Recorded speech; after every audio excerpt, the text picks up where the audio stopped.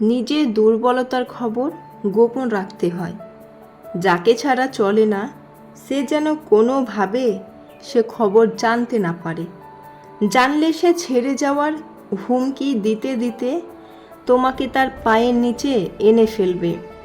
যাকে ছাড়া নিঃস্ব লাগে পৃথিবী, সেই মানুষটা হঠাৎ করে ভীষণ ব্যস্ত হয়ে পড়বে শুধুমাত্র তোমায় সময় দেওয়ার বেলায়।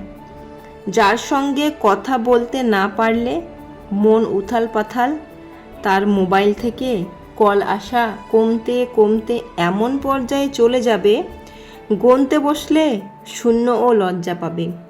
দোষ এখানে কারো নয়। দুর্বলতার ফায়দা লুটা মানুষগুলোকে দুর্বলতার মানে বোঝাতে যাওয়াটাই চরম নিরবুদ্ধিতা।